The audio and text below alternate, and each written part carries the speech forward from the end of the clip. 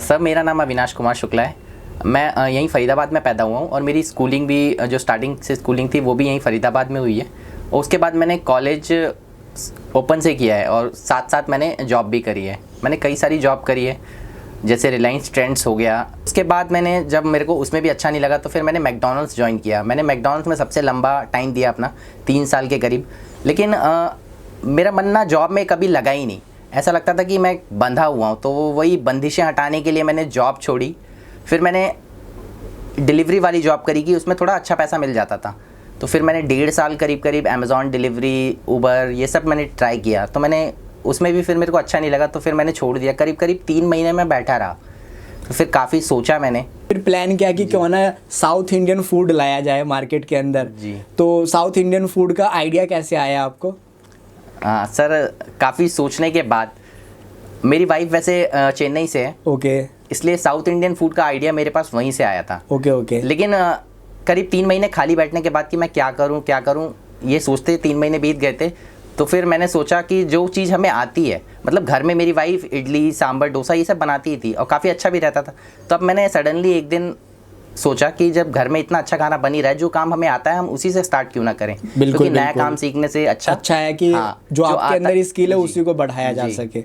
Okay, तो फिर आपके दिमाग में आया कि क्यों ना साउथ इंडियन फूड का ही बिजनेस किया जा सके। ओके, तो इसके बहुत सारे पर्सपेक्टिव है क्योंकि साउथ इंडियन फूड का जो है मार्केट में कंपटीशन भी कम है। और क्या क्या रीज़न से आपने इसको चुना था? रीज़न क्योंकि मेरे को कुछ एक्स्ट्रा सामान उसके लिए खरीदना नहीं पड़ा। ओके। साउथ इंडियन फूड घर में बनता ही था। बिल्कुल। तो जो मशीन प्रोडक्ट जो हमारे में होते हैं वो थे ही। तो मैंने बहुत कम लागत से इसे स्टार्ट करा। तो फिर आपने क्या कहते हैं इसको बाइक पे लगाया। तो बाइक के लिए भी मेरे को आपसे ये क्वेश्चन है कि आपने लोगों को मैंने देखा है कि जो नॉर्मली फूड बिजनेस वगैरह स्टार्ट करते हैं वो रेस्टोरेंट ओपन करते हैं या कार्ट महंगी सी लगाते हैं। आपका बिल्कुल अलग सही कॉन्सेप्ट मुझे लगा कि वो ये कि आपने जो बाइक पे ही आपने पूरा सेटअप लगा रखा है, मैंने आपके वीडियोस में देखा है। तो ये बाइक का आइडियाज़ के पीछे क्या जुगाड़ है, मतलब कि यही क्यों बाइक पे ही क्यों आपने चुना? सर इसे 2 तरीके से देखते हैं। पहला तो मजबूरी। बिल्कुल। अच्छा। और ये चीज़ मैंने चेन्नई में, मतलब मेरा ससुराल चेन्नई में है, तो मैंने वहाँ काफ़ी देखी। लोग साइकिल तक में पीछे अपना स्टॉल बना के इडली सांभर ये सब बेचते हैं। तो मेरे पास बाइक थी, पापा ने बाइक दिलाई थी। तो फिर मैंने सोचा कि कम इन्वेस्टमेंट, पैसे थे नहीं अकाउंट में, तो फिर मैंने सोचा कि एक कम इन्वेस्टमेंट में ये काम स्टार्ट करते हैं। तो एक प्लास्टिक की क्रेट खरीदी, उसमें बर्तन 2-4 रखे और निकल पड़ा इडली सांभर बेचने। ओके, तो मतलब फिर पीछे क्या कहते हैं आपने बाइक के सीट के ऊपर सेटअप बनाया आपने और क्रेट वगैरह लगा के और उसके अंदर छोटा छोटा जो भी आपने अरेंजमेंट करके पूरा जो है सेटअप वहाँ पे इतनी सी जगह में फिनिश कर लिया। जी, शुरुआती 3-4 महीने तो मैंने प्लास्टिक की क्रेट में, जिसमें लोग दूध वगैरह डिलीवर करते हैं, दूध वाले, उसमें ही काम करा था। टूट गई थी तो पूरा सामान मेरा बिखर गया था। अच्छा। तो फिर मैंने सोचा कि इसको अब परमानेंट करने का ऑप्शन आ गया, तो फिर मैंने ना लोहे का सेटअप बनवाया अपनी बाइक पे। ओके। तो फिर अब वो काफ़ी थोड़ा बड़ा भी हो गया, उसमें चीज़ें भी ज़्यादा आ जाती हैं। तो इसलिए अब वो काफ़ी कंफर्टेबल है। लेकिन कार्ट खरीदने के पैसे नहीं थे, इसलिए मैंने बाइक पे स्टार्ट करा था। ये मेरी मजबूरी थी।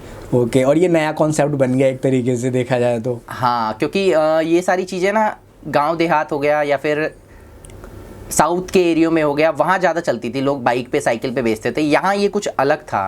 तो और ये सारी चीज़ें मैंने वीडियो में भी बहुत देखी थी, लेकिन दिल्ली में, एनसीआर में, फरीदाबाद में ऐसा कोई नहीं करता था। तो मैंने सोचा कुछ अलग करते हैं। ओके। और लोगों को हेल्दी खाना गलियों में प्रोवाइड करा। तो आपका ये क्या कहते हैं बीकॉम इडली वाला जो ये नेम है, ये कैसे पड़ा? मतलब ये आपने बीकॉम करा हुआ इसलिए किया या आपने खुद रखा? ये कैसे हुआ? नाम कैसे पड़ा बीकॉम इडली वाला? सर खुद तो नहीं रखा, क्योंकि शुरुआती 2-2.5 महीने तो मेरे स्टॉल का कोई नाम ही नहीं था। अच्छा, बिना नाम के? जी, मैं बस एक बोर्ड था, उस पे इडली सांभर वड़ा ये सब लिख के बेचता था। अच्छा। तो किसी ने रैंडमली वीडियो मेरी बनाई, तो उन्होंने अपने टाइटल में ये नाम डाला।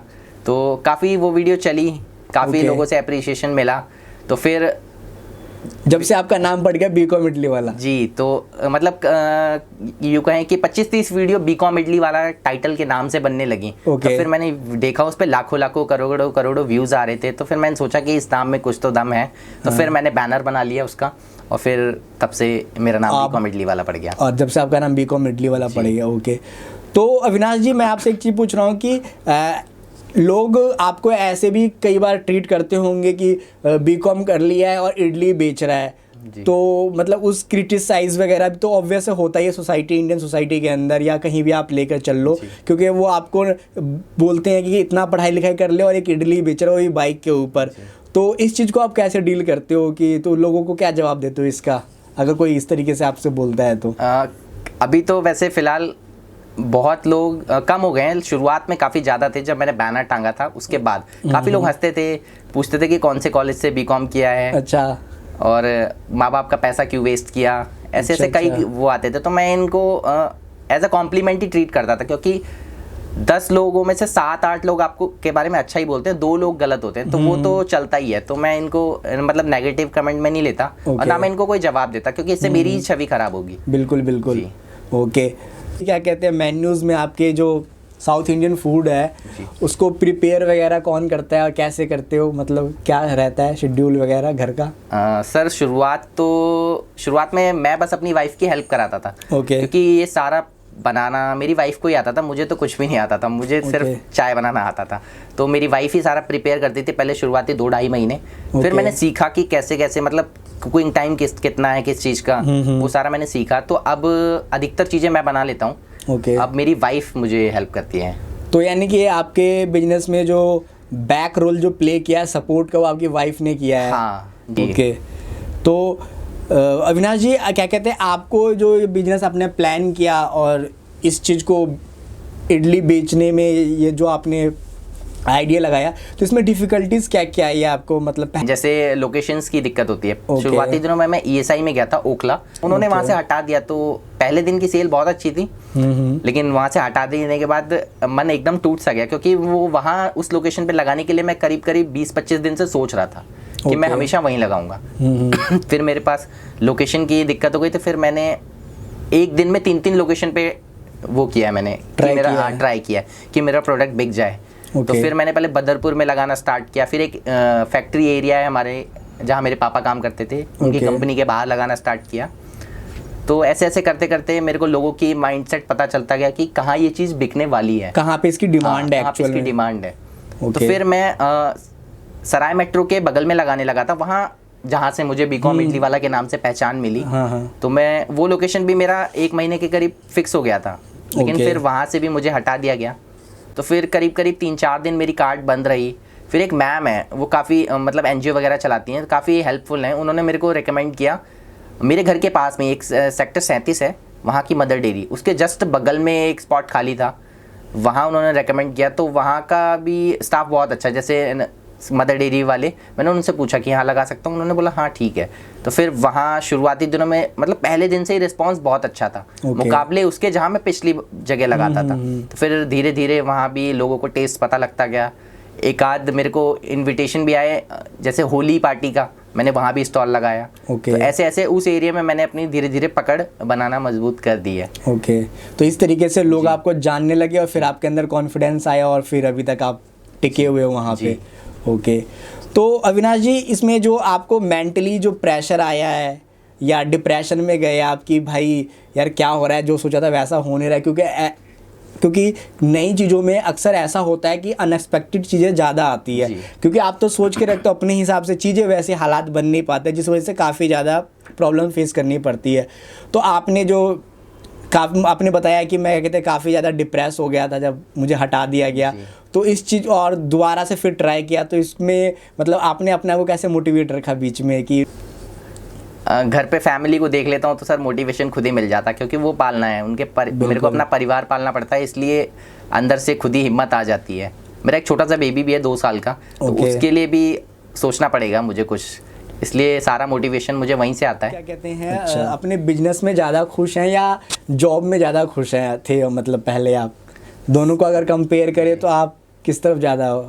सर जॉब में तो मैं कभी खुश था ही नहीं, जॉब तो मजबूरी में चल रही थी, क्योंकि मेरे पास कोई स्किल नहीं थी। मैंने पढ़ाई में भी मैं एवरेज ही था, 70% 75% इतना ही था। तो मैंने कोई काम नहीं सीखा, मैं बीकॉम जरूर करी है, लेकिन अकाउंट से रिलेटेड कुछ काम मेरे को आता नहीं था, इस वजह से मेरे को जॉब भी ऐसी ही मिल रही थी। आप खुश हो, मतलब कहने का मतलब है? जी, जॉब से तो लाखों गुना खुश हूँ। जॉब में 8 घंटे देने पड़ते हैं, लेकिन इसमें भी 10 घंटे भी मैं देता हूँ, लेकिन मैं खुशी से दे पाता हूँ, बिल्कुल। जी, इसमें भी मेरे को मतलब जॉब के जितना काम करना पड़ता है, लेकिन वो मेरे को खुद के लिए करना पड़ता है, वो खुद की ग्रोथ के लिए करना पड़ता है। बिल्कुल। इसलिए इसमें मैं जितनी मेहनत करूँगा वो मुझे ही मिलेगा, वो किसी और को नहीं मिलेगा। इसलिए इसमें बहुत अच्छा लगता है काम करना। ओके, तो क्या कहते हैं, एक चीज़ और मैं आपसे पूछना चाहूँगा आपसे कि क्या बोलते हैं जो हमारे जो यूथ है वो क्या कहते हैं, अगर कोई बिजनेस की तरफ, स्टार्टअप की तरफ या कुछ करना चाहे तो क्या कहते हैं, फॉर एग्जांपल आपकी तरह ही अगर कुछ करना चाहे साइड बाय साइड में, पार्ट टाइम में ही फॉर एग्जांपल, तो वो कर सकते हैं? और कर सकते हैं तो कैसे, मतलब किस तरीके से, आप कैसा, क्या आइडिया आप दोगे, क्या गलती आपने करी जो वो गलती ना करे वो? गलतियाँ मैं उन्हें एक सजेशन देना चाहूँगा, आज मतलब इन्फ्लुएंस नहीं होना किसी से कि पढ़ाई को छोड़ के ऐसा काम करना है। बिल्कुल, मैं ये कहना चाहूँगा कि आप पढ़ाई अपनी जगह, ये अपनी जगह है। अब कई लोग जैसे इन्फ्लुएंस होके सेम जैसे आप भेड़ चाल कह सकते हैं ना, जिसे एक के पीछे हाँ, सब बंदे सेम ही काम स्टार्ट कर रहे हैं एक दूसरे को। आपके अंदर कोई स्पेशल स्किल है, वो काम करिए और पढ़ाई को छोटा मत समझिए। जैसे अब ये जो हमारे नाम है, इन नाम को लेके भी बहुत क्रिटिसिज्म मेरे को झेलना पड़ता है कि पढ़ाई को बदनाम कर रहे हो, ये वो। तो आप पढ़ाई अपनी जगह, पढ़ाई की इम्पोर्टेंस अपने बिजनेस में इंक्लूड करिए। जैसे अगर क्योंकि आप पढ़ा लिखा रहोगे तभी एक अच्छा बिजनेसमैन भी बन सकते हो आप, नहीं तो आप एक ही स्पॉट पे सालों साल टिके रह जाएंगे। लेकिन उसको कैसे ग्रो करना है वो पढ़ाई ही आपको बताएगी। बिल्कुल बिल्कुल।